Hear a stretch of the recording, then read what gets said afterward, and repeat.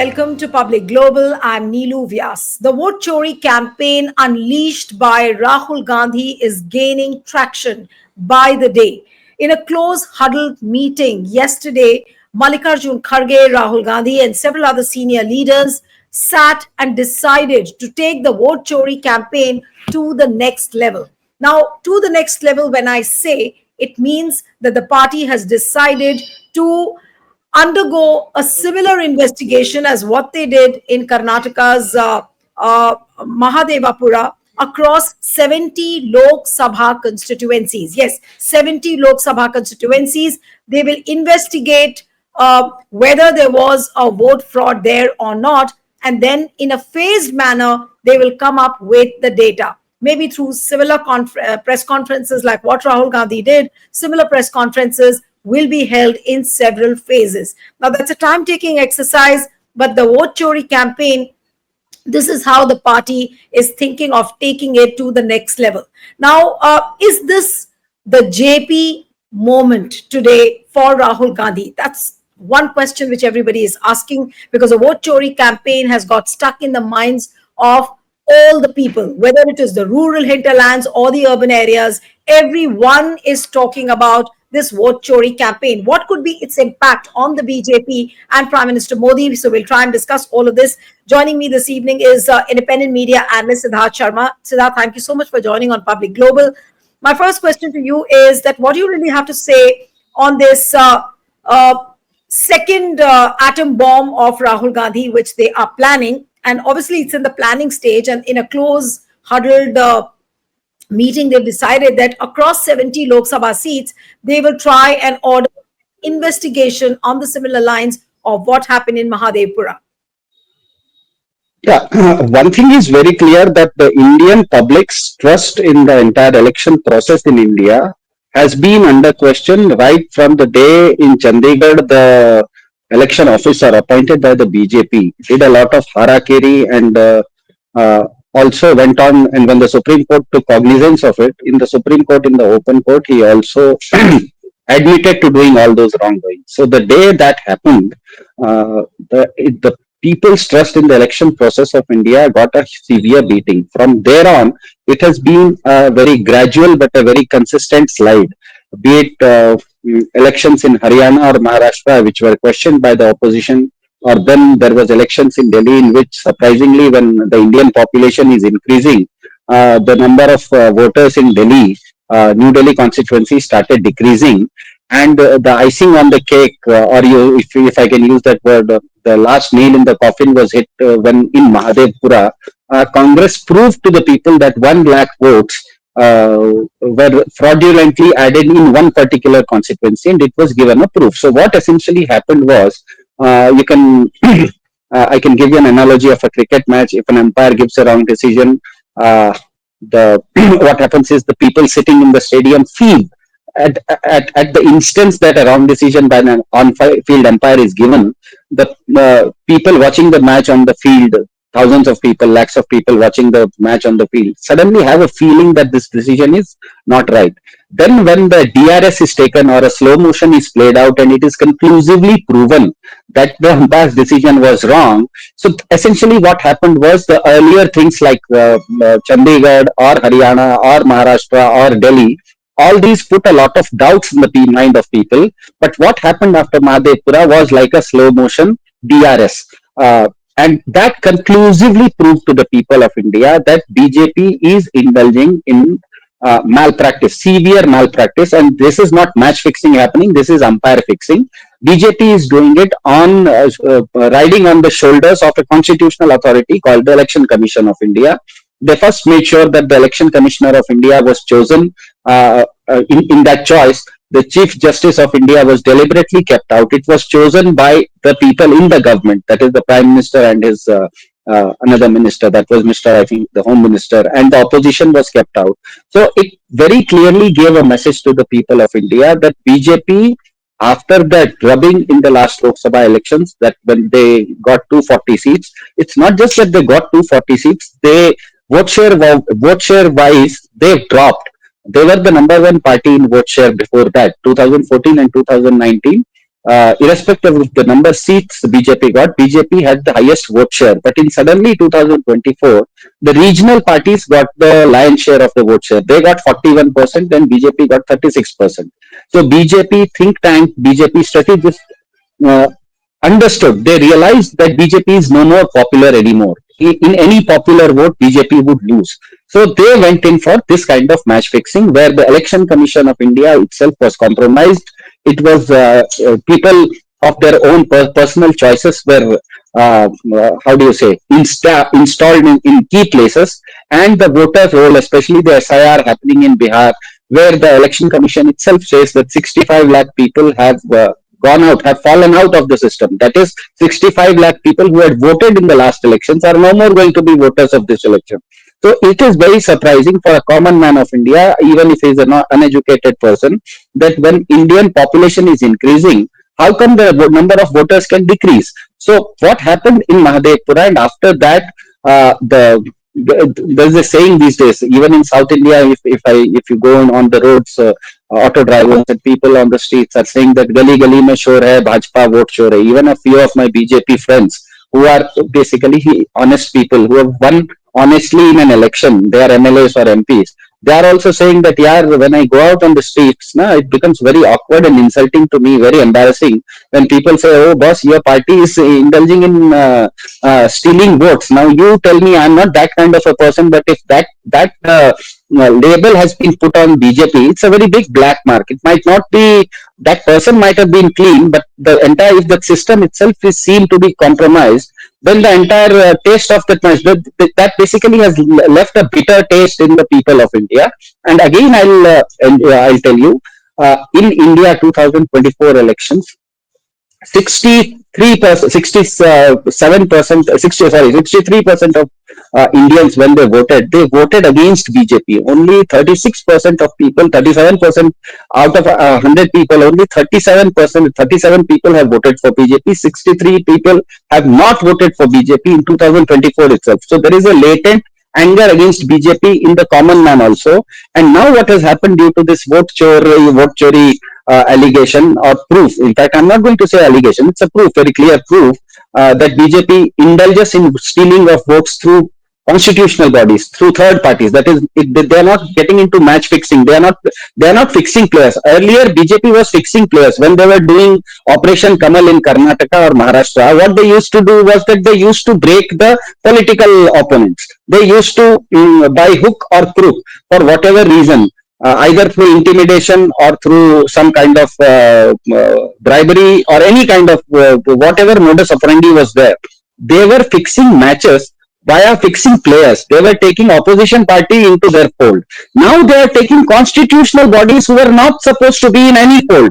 For example, Election Commission of India, it is neither supposed to be favoring BJP nor Congress or anybody else. So if BJP is indulging in Operation Kamala not on political entities but constitutional entities, it becomes a very embarrassing and an awkward situation even for a die-hard BJP supporter. I think that is why what has happened after Mahadevpura incident is that entire India, you go on social media anywhere, irrespective of that person, supporter of Congress, or even if he is not a supporter of Congress, even supporters of BJP also, the Constitutional Club of India, day before yesterday, the voting that happened there, is a very good giveaway, because the Constitutional Club of India, the members are the parliamentarians, the MPs are its members. And in that election, if the BJP panel lost those elections, in spite of Mr. Amit Shah, etc., all voting there and trying to make sure that their candidate wins, that goes on to show that even within BJP ranks, within BJP rank and file, there is a lot of discontent, and more than discontent, there is a lot of awkwardness and insult.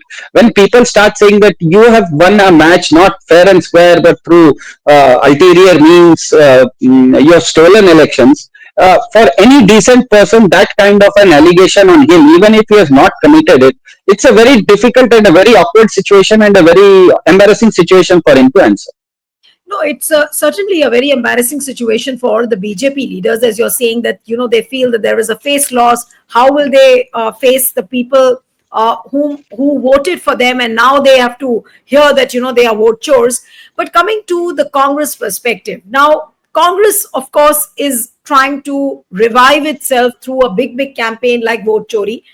It reminds us of the Bharat Jodo Yatra, which Rahul Gandhi had undertaken, and a similar kind of a sentiment now is seen within the party ranks. There's a lot of excitement, and all the senior leaders with whom I'm speaking to, they are saying that they will develop this campaign at the taluka level, at the block level, at the district level, and of course at the Vidhan Sabha and the Lok Sabha constituency level. Now, do you think that Congress really can revive itself with this particular campaign? If because the narrative seems to be sticking with the Congress on this, and the sentiments are with the Congress that I think they are a victim of vote theft. To a large degree, yes. But as I say, the devil always lies in the details. Any public movement is like a cricket match. It is a team game.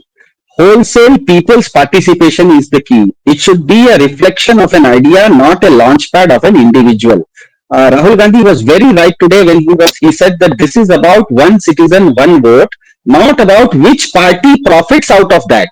Rahul Gandhi was very clear, and I think Rahul Gandhi has understood this clearly, that this is not about reviving Congress alone, because data says that India has 543 seats. Out of in those 543 Lok Sabha seats, in 316 of them, a regional party is either number one or number two.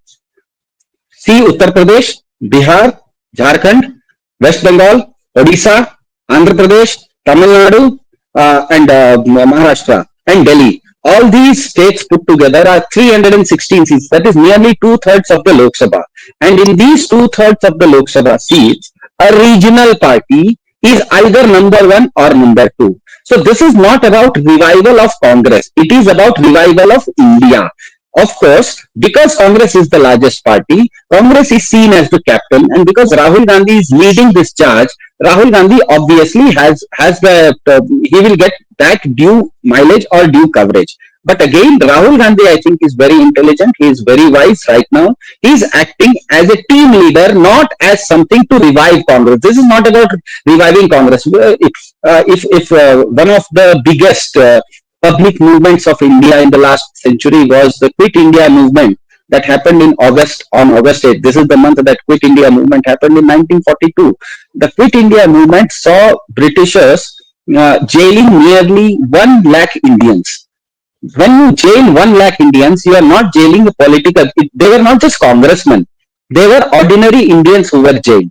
So unless that becomes a people's movement, this is like I said, a cricket match, not a tennis match where an individual like Novak Djokovic wins a match by himself. This is a cricket match where the people's participation, wholesale people's participation is important. I think after the earlier Bharat Jodo Yatra that Rahul Gandhi did between South and North and then East to West, he has understood that Congress is the leader of Team India. That does not mean that Congress is the only player of Team India. So that differentiation, no, but also, Siddharth, there are dangers like what the press conference Anurag Thakur did yesterday, and he said that there are fake and duplicate voters in those constituencies where opposition also has won. And he listed out Raebareli, he listed out Kannauj, he listed out Kolathur, and telling Stalin that, look, explain now, you also have took help of the fake voters and the duplicate voters. This is what they are going to say.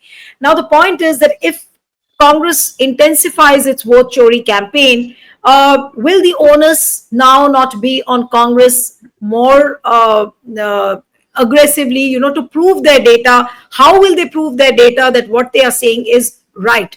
Or you feel that no, simply they will come up with an exhaustive data and just simply go to the people, because it is ultimately a war of perception, because nobody is having any hope from the Election Commission or the court.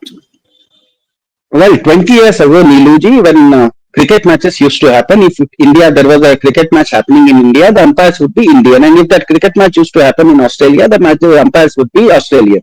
Then people understood that there has to be neutral umpires, irrespective of whether your team is playing in India or Australia. So if you are having a match between India and Australia, you found a neutral umpire in a South African. If you have a South Africa versus Australia match, you found a neutral Indian. So the point here is about, if BJP today says, that becomes a very flimsy argument of the BJP. In fact, BJP would be admitting that in the last 10 years, it has not done anything to reform election process in India. Because if BJP says that its Chal, Charitra and Chehra is different from others, then in the last 10 years, it should have made sure that the elections in India happen very neutrally and very transparently. If today BJP itself is coming out with a press conference and saying that in India when elections happen, Congress also benefits, how does it make BJP, Charles Charitra and Chehra different? In fact, they are admitting that under their rule, nothing has changed. So basically, Rahul Gandhi has taken the correct line that he is saying that, boss, if in cricket, even in a simple thing like cricket, two teams are playing and the umpire has to be neutral, irrespective of who benefits out of it. It does not matter who benefits. The simple rule is that the umpire has to be neutral. And if the umpire is not neutral, then if in a cricket game if you can find a neutral umpire, how come in the mother of democracy when such a big exercise is happening and the people's lives are getting decided, how come you don't have a neutral umpire there? So the questioning here is about an idea. That's what I'm saying. This question is about an idea that should elections happen neutrally, fairly, or should elections happen biasedly? The question is as simple as that. It does not matter who benefits out of it. Maybe Rahul Gandhi would have benefited in Rai Bareli, and maybe BJP would have benefited in Varanasi, because in both places in Varanasi also we know that for a long time in these elections the Prime Minister was trailing by a lot of votes, but suddenly he won. So the question is not about Rahul Gandhi benefiting in Raebareli or BJP benefiting in Varanasi. The question is, in an election, should an election happen transparently and fairly, or should an election not happen transparently or fairly? I think Rahul Gandhi has got to the crux of the matter perfectly well when he today itself said that this is not about who benefits out of this kind of malpractice. The question is, one citizen, one vote. How can one citizen have four votes, somebody having a vote in Maharashtra, as well as Bangalore, as well as in Kanpur, then in Lucknow, then Tejasvi Yadav coming. Siddharth, but do you think, and this is my last question to you, that do you feel that this vote chori campaign unleashed by Congress has the potential of bringing in a new kind of an awakening within the society where citizens are very, very conscious of their right to vote? They are conscious of the fact that if you do not have the vote, you almost lose your existence within the country. So will this campaign now lead to a new kind of awakening in the country? Yeah, I hope if it does. I think as of now it is going on that route because there is wholesale people's participation involved in this. The day, for some reason, for whatever wrong reason, the opposition commits the folly of making it a launch pad of an individual or a political party, this will fail. That's why I said Mahatma Gandhi came to India in 1915. Whenever he took up a public campaign, he took up many public campaigns, be it there were many public campaigns which culminated with the Quit India movement. In none of those movements were launched, public movements were launched as a launch pad for either Mr. Mahatma Gandhi or for the Congress. That movement was launched for an idea. When you launch a movement for an idea where the individuals become irrelevant, that idea itself starts to germinate and it starts taking up people's imagination. Right now, I think the BJP's Gali Gali Mein Shor Hai, Bhajpa Vote Chor Hai, this kind of things that are resonating across the streets of India, that mean that there is wholesale people's participation, and the opposition or the concerned citizens like you who are taking up these issues on public India, public global channels, they are making sure that this is not against or for anybody. This is when India says that there has to be neutral umpires in a cricket match. It also means that in India also, if there is a cricket match, we need a neutral umpire. It does not mean that this neutral umpire should apply to others except me.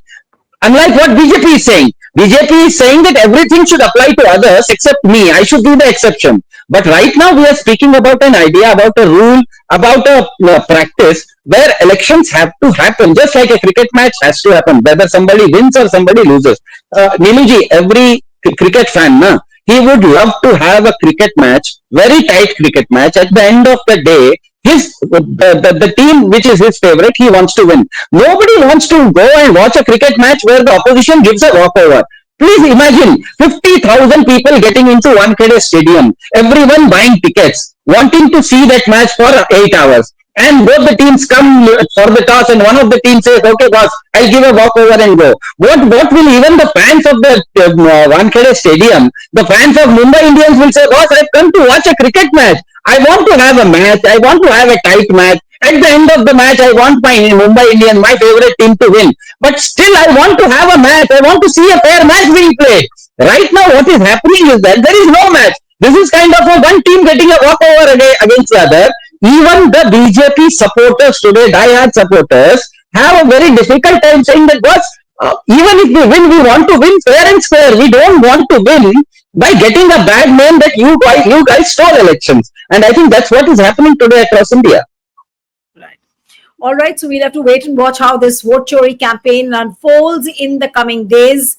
And what could be that next phase of vote chori campaign? All will be waiting for that big expose once again to happen. And I'm sure it's going to take time. It's not that it'll happen in a jiffy, because you had just one investigation on 7th of August. And now it's going to happen across the 70 Lok Sabha constituency. So it's not going to be an easy task for Congress either. Thank you so much, Siddharth, for joining on Public Global. Thank you.